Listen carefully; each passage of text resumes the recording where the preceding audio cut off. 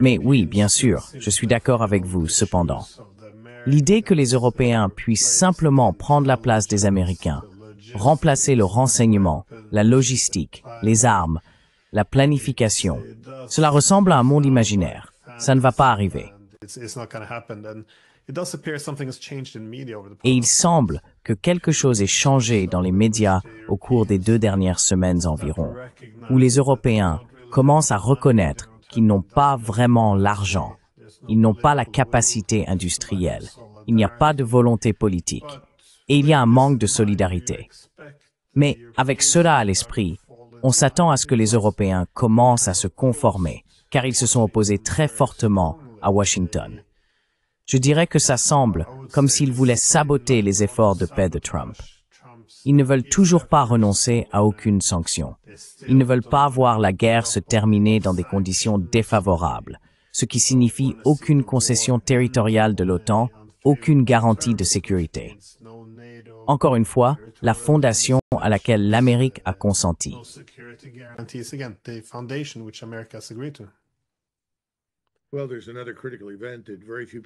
Eh bien, il y a un autre événement critique dont très peu de gens parlent, mais qui va avoir un impact profond, et c'est une récession économique massive aux États-Unis. Nous nous dirigeons très certainement vers une récession. Maintenant, certaines personnes diront que ce n'est pas vraiment vrai. Et bien sûr, personne dans l'administration Trump ne veut se lever et l'annoncer. La triste vérité est que le président Trump n'a rien à voir avec le début de cette récession.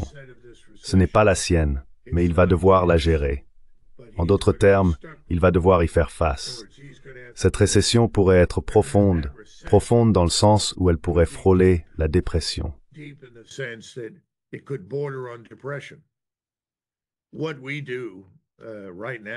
Ce que nous faisons actuellement, ou ce que fait l'administration Trump, en particulier en ce qui concerne les tarifs et les dépenses en général, aura un impact sur cette récession. Donc je pense qu'en juin, notre gouvernement va devoir prendre des décisions difficiles. Maintenant, nous savons tous que le Congrès, le Sénat, la Chambre des représentants, ils ne prendront aucune décision de valeur parce qu'ils sont incapables de prendre des décisions difficiles et de faire des choix difficiles. Cela les met en danger, ils ne peuvent pas être réélus, et ainsi de suite. Le président est différent. Le président va devoir avancer, affirmer son autorité et apporter des changements profonds en termes de dépenses et d'ajustement de notre interaction dans la sphère économique avec d'autres pays, de manière qu'il pourrait aimer ou non.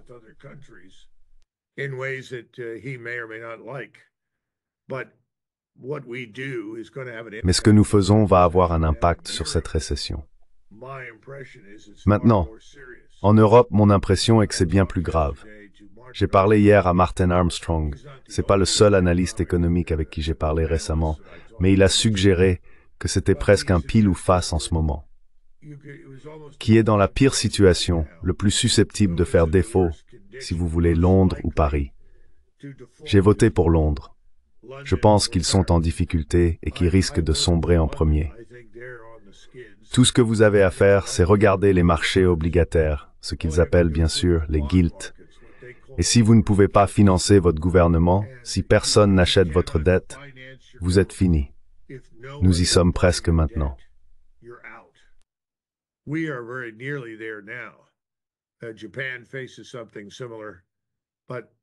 Le Japon fait face à quelque chose de similaire, mais la France et la Grande-Bretagne en particulier ont un problème aigu. Donc l'idée de dépenser des centaines de milliards d'euros que vous n'avez pas, que vous ne pourrez pas créer, puis de financer une grande campagne militaire contre l'État russe à ce stade, est absurde. La population britannique, selon certaines estimations, est très proche de la guerre civile, en particulier en Angleterre. Je ne sais pas. Je ne suis pas là. Je ne peux pas l'évaluer. Et je sais qu'en France, la ferveur révolutionnaire est en quelque sorte juste sous la surface. Le pot proverbial commence à bouillir lentement. Je ne sais pas si Macron et Starmer et même Mance à ce stade vont être là encore longtemps.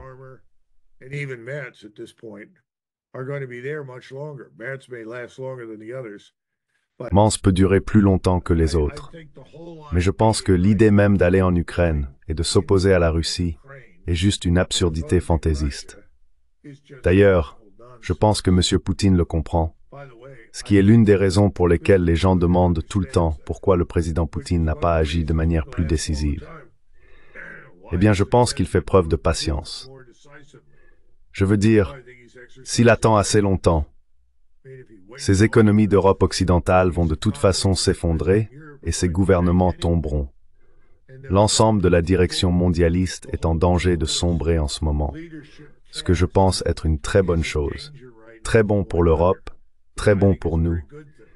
Mais en même temps, il y aura des jours difficiles à venir pour les Français, pour les Allemands, pour les Britanniques, pour beaucoup de gens.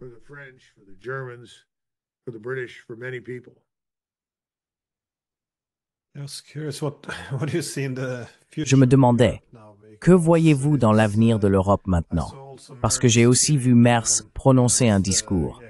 C'est le futur chancelier allemand qui faisait un discours au Bundestag. Il soutenait que, vous savez, ce n'est pas seulement une guerre contre l'Ukraine. La Russie est en guerre avec notre pays, avec l'Allemagne. Il est allé en guerre avec l'Europe. Nous devons dépenser des centaines de milliards pour combattre les Russes. Je veux dire, entendre les dirigeants allemands parler de cette manière, c'est assez, oui, effrayant de voir cela prendre à nouveau ce chemin. Et j'ai parlé à un membre du Parlement européen, un Allemand, qui avait plus de 3 décennies d'expérience en tant que diplomate à l'ONU, et il avait de nombreux bons arguments.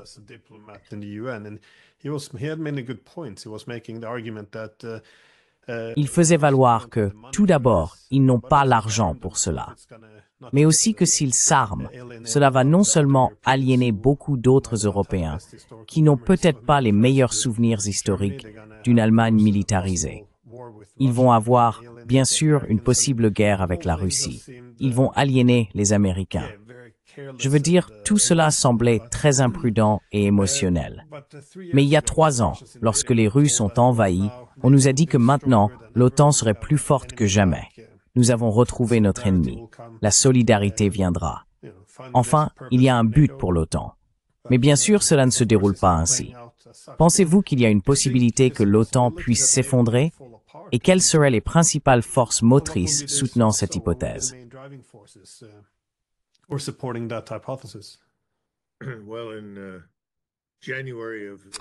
Eh bien, en janvier 2022, j'ai été interviewé par Dimitri Sims au National Interest à Washington, D.C. Vous pouvez le chercher et vous le trouverez, j'en suis sûr, archivé quelque part. Je faisais partie d'un panel avec 2 ou 3 autres personnes. Ils ont demandé « Que pensez-vous qui va se passer ?»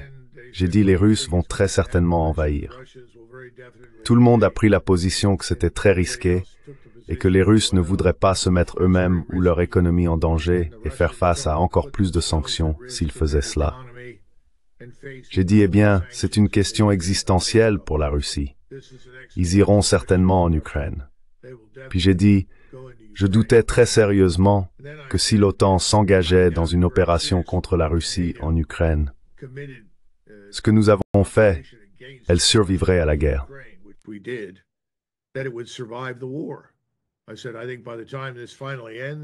Je disais, je pense que d'ici à ce que cela se termine enfin, ce sera aussi la fin de l'OTAN. Écoute Glenn, l'OTAN n'a pas eu d'objectif rationnel, encore moins de raison d'être, depuis très longtemps. Pour être franc, j'étais en Europe en 1992, peu avant de reprendre le commandement aux États-Unis, et nous revenions du désert. Nous avons regardé ce qui se passait en Yougoslavie. Nous savions que les Russes étaient en mauvaise posture à ce moment-là. Et nous avons tous dit, eh bien, la meilleure chose que nous puissions faire maintenant, compte tenu des conditions internationales, est de partir. Si nous, Américains, partons maintenant, les Européens auront un espace de respiration avant que de nouveaux acteurs se consolident, que de nouvelles nations se consolident, que de nouvelles alliances surgissent, et ils pourront tracer leur propre chemin vers l'avenir.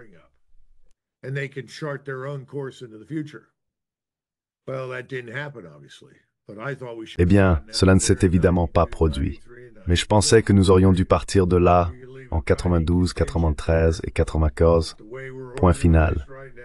Vous pouvez laisser un petit contingent là-bas, mais la façon dont nous sommes organisés actuellement, à quel point nous sommes profondément enracinés avec notre quartier général et notre commandement et contrôle, nous aurions dû sortir cela. Et alors vous pourriez voir une image différente aujourd'hui en Europe. Mais l'OTAN, tout comme l'Union européenne, est une construction irréaliste. Parce que si vous remontez l'histoire européenne, regardez les 500, 600, 700 dernières années, peu importe ce que vous voulez faire, la vue depuis Berlin est très différente de la vue à Paris. La vision du monde à Rome n'est pas la même que la vision du monde à Stockholm.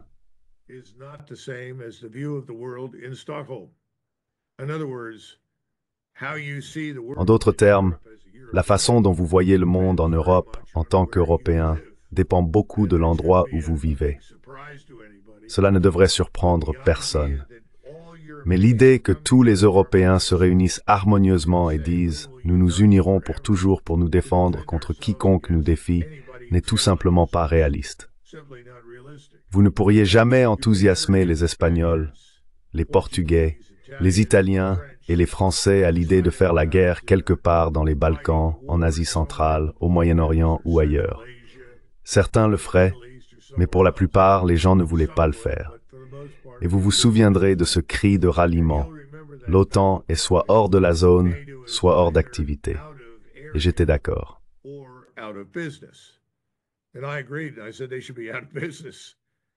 J'ai dit qu'ils devraient cesser leurs activités parce qu'il n'y a aucune raison pour que les Européens reconstituent en quelque sorte leurs empires coloniaux. Il n'y a aucune raison pour que des gens marchent en Afrique, au Moyen-Orient ou ailleurs. Eh bien, évidemment, j'ai perdu ce débat et j'ai dû traverser et regarder ce qui s'est passé dans les Balkans. J'y étais en 95, j'y étais impliqué. En 95, 96, je suis retourné à la fin de 97 et j'ai été impliqué jusqu'en 2000 au Kosovo. Et rappelez-vous, j'avais servi auparavant pendant de nombreuses années en Allemagne. Donc, j'ai opéré dans ce cadre de l'OTAN pendant longtemps. Et cela n'a tout simplement pas de sens pour des raisons de culture et d'intérêt national. Je pense que le même sort est susceptible de frapper l'UIM pourrait se fragmenter en premier. Et je ne vois pas comment l'euro peut survivre. J'étais à Vienne lorsque l'euro a été annoncé et tout le monde disait « Oh, c'est merveilleux, c'est l'Europe unie et tout le monde va utiliser la même monnaie. » Et j'ai dit « Mais les banquiers aux Pays-Bas et en Allemagne ne font pas des affaires de la même manière que les banquiers en Italie, en Espagne et en France. » En d'autres termes, il existe différentes visions de l'utilisation de la politique monétaire d'un pays à l'autre. Et cela va créer plus de friction et de méfiance mutuelle que d'unité. Et bien sûr, tout ce que vous avez à faire maintenant, c'est d'aller dans n'importe quel nombre de pays européens. Et tout ce qui ne va pas est la faute de ces maudits Allemands. Vous savez, ils sont le problème parce qu'ils dirigent tout dans l'Ubermill. Ce sont eux qui soutiennent l'euro, et ainsi de suite.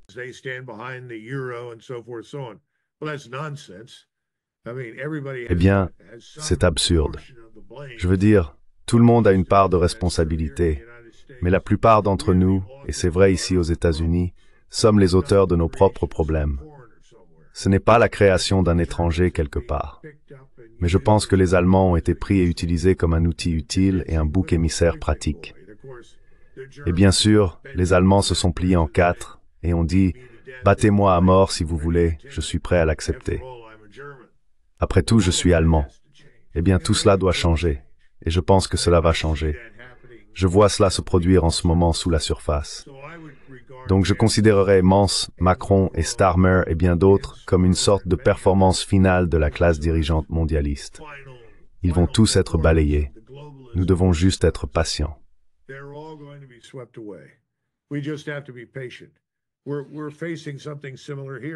Nous faisons face à quelque chose de similaire ici. Et ce globalisme n'a pas fonctionné. Cela ne signifie pas que le monde va s'effondrer et que nous allons tous nous faire la guerre. Cela ne signifie pas du tout cela. Mais nous allons devoir revenir à une planète d'États souverains à l'intérieur de régions, et diverses régions vont se regrouper. Je veux dire, je pourrais imaginer la Scandinavie, certainement les Finlandais, les Suédois, les Danois, les Lituaniens, les Lettons, les Estoniens, les Allemands, se regrouper dans une sorte de zone de sécurité nord-est européenne. Je pourrais voir une alliance émerger là-bas, je pourrais voir un type différent d'alliance dans la Méditerranée et une autre alliance dans le nord-ouest de l'Europe, où je pense que dans la plupart des cas, les Norvégiens préféreraient être alliés avec les Britanniques, les États-Unis et le Canada.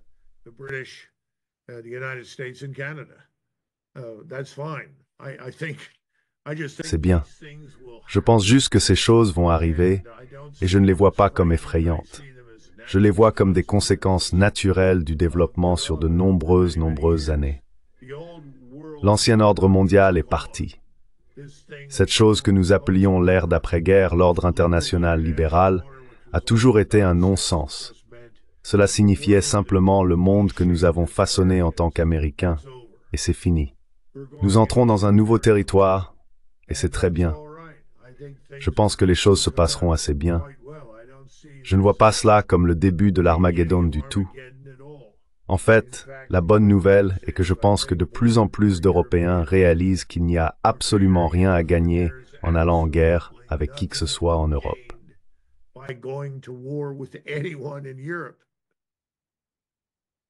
Surtout le plus grand pays. Je suis d'accord que, à mesure que le monde devient plus multipolaire, je pense que les États-Unis et les Européens auront des intérêts plus divergents, ce qui explique pourquoi vous voyez certaines divisions. Mais cette idée en Europe que nous pouvons simplement remplacer les Américains, même lorsque nous parlons de l'Europe comme d'une entité unique, je veux dire, même maintenant, les Italiens suggèrent que le partenaire le plus important qu'ils ont est les États-Unis. Donc, ils ne vont pas suivre certains eurocrates de Bruxelles qui suggèrent qu'ils devraient se séparer ou s'opposer aux Américains.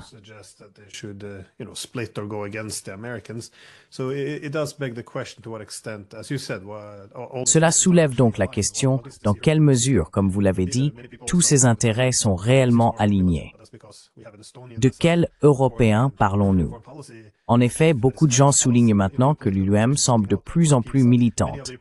Mais c'est parce que nous avons une Estonienne comme chef de la politique étrangère, à savoir Kaja Kallas. Même Politico a maintenant souligné que de nombreux pays européens commencent à en avoir assez, parce qu'elle va au-delà de ce qui est considéré comme le langage convenu. Elle déclare pratiquement la guerre aux Russes. Donc c'est assez, oui, assez extrême. Donc je pense que l'hypothèse There was a statement in there about the concert of Europe. And Bismarck took out his pen, circled. Et Bismarck a sorti son stylo, a entouré Concert de l'Europe, a dessiné une flèche, puis a écrit dans les marges « Quelle est la question du Concert de l'Europe ?» et a envoyé cela au Kaiser. Et c'était le Kaiser Wilhelm Pion à l'époque. Et ils étaient tous d'accord. De quoi parlons-nous? Quel Concert de l'Europe? Mais c'était un monde différent, où les gens faisaient face à la réalité. C'est comme, vous savez, les Russes ont exprimé le désir de prendre Constantinople, en d'autres termes, d'y entrer et de la libérer des Turcs en 1869. Et l'attitude allemande était, eh bien, quelle différence cela fait-il pour nous qui contrôlent le Bosphore? Aucune. Mais il s'est avéré que ça faisait une grande différence pour les Britanniques. Et les Britanniques ont menacé de faire la guerre à la Russie tsariste si elle remplaçait les Turcs à Constantinople par des Russes. Eh bien, regardez la carte, regardez les différents peuples en Europe et dites-moi combien de choses ont changé. Look at the various peoples in Europe and tell me how much has changed.